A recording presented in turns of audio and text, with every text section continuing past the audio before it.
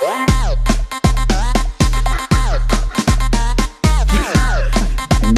Hee Fa Chai.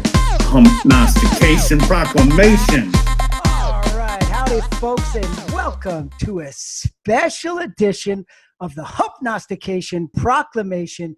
It's a preview show of the 148th Open Championship coming to you from Royal Portrush over there in Scotland. Now, Hump may take a little bit of heat for this, but this is actually my favorite major. Okay, so I got the Masters and the Open Championship 1 and 2 right up there. U.S. Open is third, but not really there. And then that other one we put way behind. But I do love the Masters, but whatever it is, for some reason, Open Championship, my favorite major. So I am super pumped to bring in the resident golf expert from the sporting life. It's Ben Coley. Hello, Ben. Hello, it's nice to join you again. Listen, I'm going to have to call you, I just, because someone else will, Portrush is in Northern Ireland, which you of course know, but you definitely said Scotland. That's going to make a lot of people angry. Yes, sorry, it is Northern Ireland. That's why everybody's on Rory McIlroy. I'm thinking of the Scottish Open, which I want to get into because that thing literally just ended. It's Sunday night. Bernd Wiesberger and Benjamin Hebert went to a playoff. I think they went 3 holes. Hebert missed a couple of putts that gave Wiesberger the title, but more importantly, who are the 3 golfers that got into the Open because of that ending there? Yeah, so Hebert, who's never won on the European Tour, and he lost the playoff in the China Open about 6 weeks ago, so it's been a rough year for him. He missed a very, very short putt on that second playoff hole. Then he 3-putted on the third playoff hole, and Bernd finally went in for the kill. So 2 wins in about a month and a half for Bernd as well. So he's back in the world's elite. But the consolation for Hebert, if it can be called that, it won't feel like it right now, but he is into the Open Championship, and he'll be joined by Nino Bertesio, the Italian, and also Beef Johnson, who's been through the middle a little bit the last 18 months, and he's back where he belongs, playing major championship golf. Yeah, Americans love Beef, and he has definitely fallen off the radar somewhat, but the dude, I believe, went 9 under par today to scratch and claw his way in. Does the Beefster stand any chance of, making a showing this week at Royal Portrush? Yeah, I think he probably does. He's played a lot of seaside golf. I mean, that's something we say a lot about the English players in particular, and it's a little while, of course, since Beef was an amateur. But he was 12th at Troon a couple of years ago. He demonstrated then what he can do on a links course, and obviously he's not quite been in the same form lately, but he's had a heck of a lot going on in his personal life. He's been battling some mental health issues, and I know things have turned around nicely for him the last few months, and he's going to be a dad soon as well. So things are looking up, and I know from afar, it's not always easy to get a grip on players, and we sort of buy into their personas. But the one thing everyone will tell you about Beef is he is exactly how you see him on the TV. He is a guy who wants to make everybody happy, he wants to make people smile. And if he plays golf like that, he'll continue to do so. 10 birdies, 1 bogey, and he scraped through to the Open. Yeah, that's awesome. I'm happy for Beef. I love that guy. So I'm excited to watch him coming up this Thursday. You already mentioned Wiesberger, 2 wins, and he was a guy who started slow this year, but he's been on fire lately. What do you like? I mean, what are his chances coming up this week?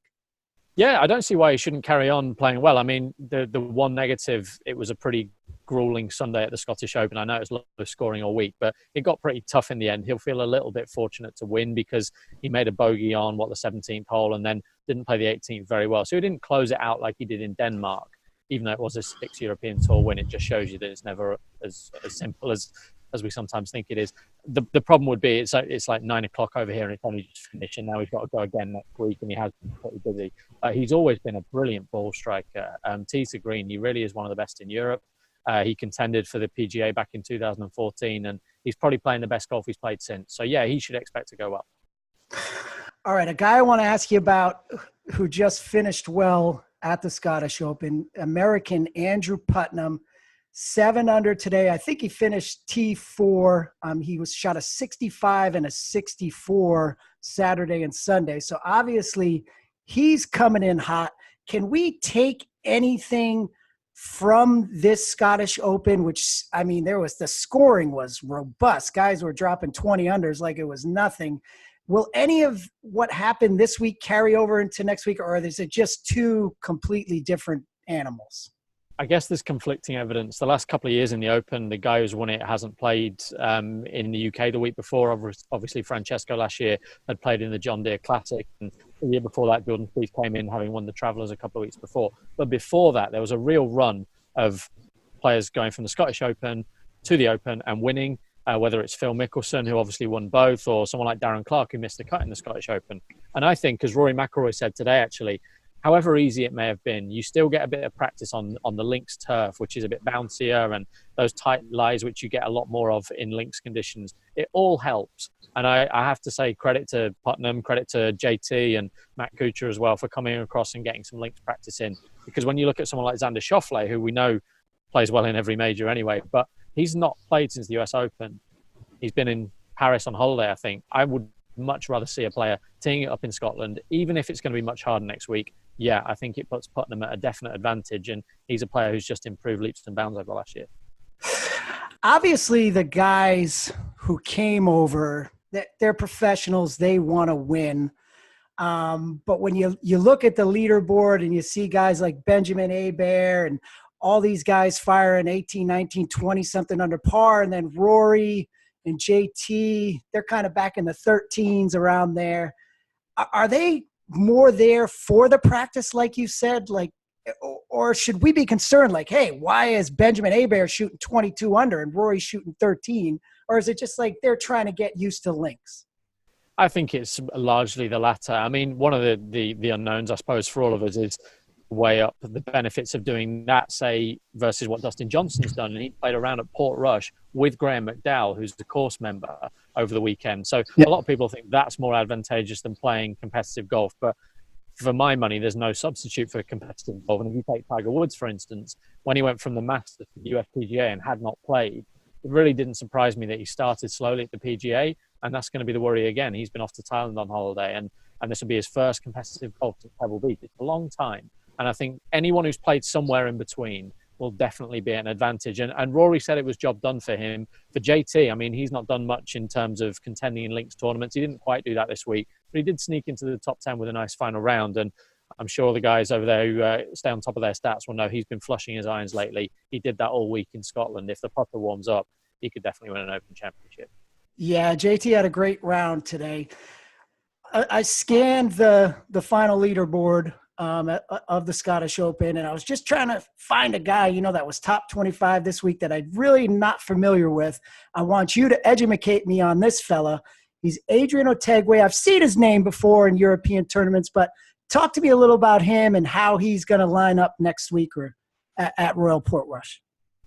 Yeah, so I guess the thing for us over here, the reputation he has is a slightly strange one because he's won 2 European Tour events, but they've both been strange events. He won an event called the Paul Lawrie Match Play, which was so insignificant that he did it twice. And then he won the Belgian Knockout, which is this new way of trying to entertain people that they've found. So winning events like that is good, and it shows you he's a good player, but he'll want to go and win a proper 72-hole stroke play event because that's how these guys measure success.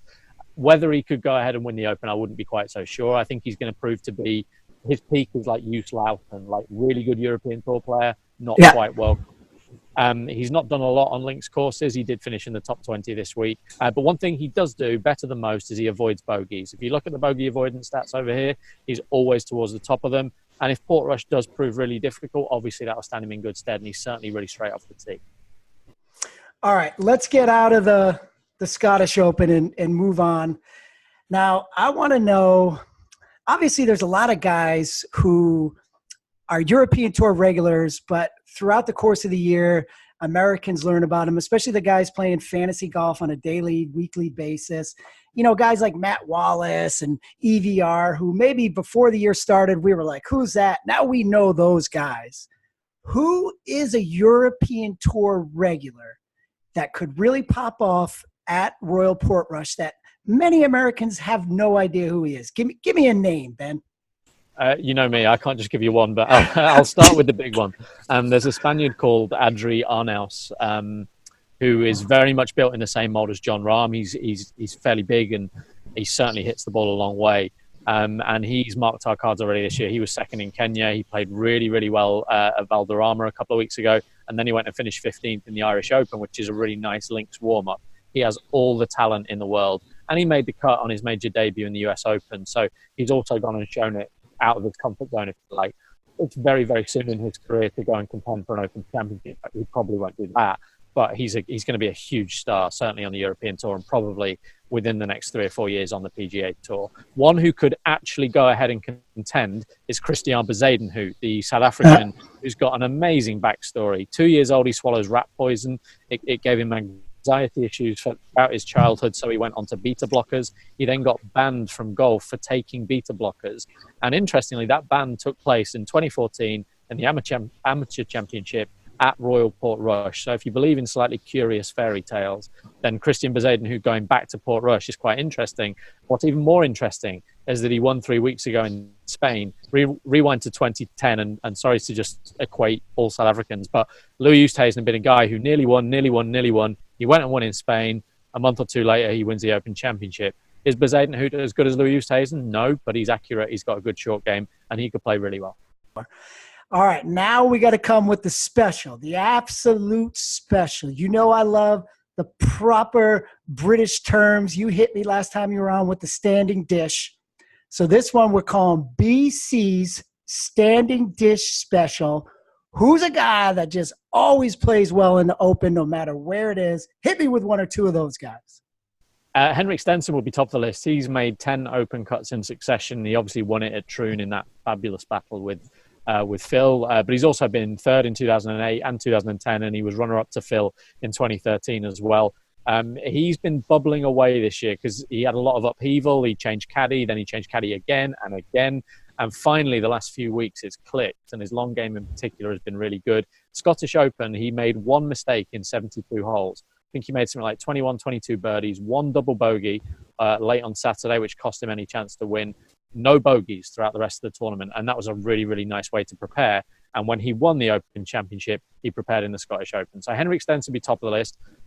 I guess a couple of guys who might surprise people with how well they've played in the Open. Webb Simpson would be one. Rafa Cabrera would be another. But the one that really sort of caught my eye in terms of odds over here, it was interesting at a glance, was Jason Day. And obviously we're used to talking about Jason Day, but not necessarily as an Open contender. I was a little bit surprised that he's never missed a cut in 8 attempts at the Open. Given how high he hits the ball, that is a little bit shocking to me. But now he's got Steve Williams on the bag, who obviously is a fantastic caddy and an asset to anybody, but particularly so when you've got to make a lot of decisions, which I think will be the case this week.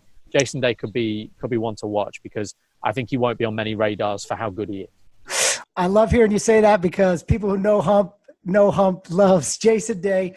Is he over there? Is he at Portrush? Do you know? I don't know. I imagine he will be by now because he's not played the last couple of weeks, and he missed the cut, didn't he? Or he may have made the cut and finished down the field in Michigan in that sort of point and shoot event that Matt. Yeah, the 3M. Yeah, I would think he's there, and he's working his way around the course and figuring out some things with Steve. Yeah. I think another thing that's interesting, and it's probably because him and Stevie needed to get used to each other, is he played way more tournaments in a row than he ever does. I mean, he usually plays a tournament, takes a couple weeks off, plays a tournament. He played like 3 out of 4 weeks coming into this thing. So, yeah, I like Jason Day, man. You know that. All right, man. Few more questions. I'm going to let you go. Do we need to be concerned about Ricky Fowler? He missed the cut at the Scottish Open. He hasn't really done a whole heck of a lot since, the beginning of the year and the Phoenix Waste Management Open. Obviously, he won there. And then he kind of, Any concern about Ricky or is he going to show up? I'd be a little bit concerned, yeah. I mean, he's got a record in majors, which not only are we used to saying that he nearly wins them all the time, but he's not missed a cut in a long time in majors. But that could be under threat. And the main issue, I think this is proof that the best way to study golf is to watch it. We can look at all the numbers all day long, but you have to watch it to be able to really analyse. And in watching the coverage of the Scottish Open this week, they were talking that he's tinkering a lot with his grip on the range.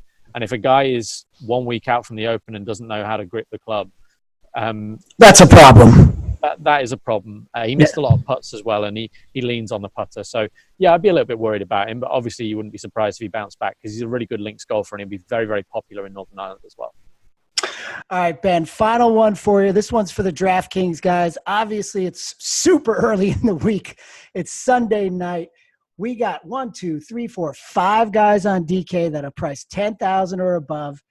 Rory McIlroy is the most expensive, followed by Brooks Koepka, Dustin Johnson, Jon Rahm, and Tiger Woods.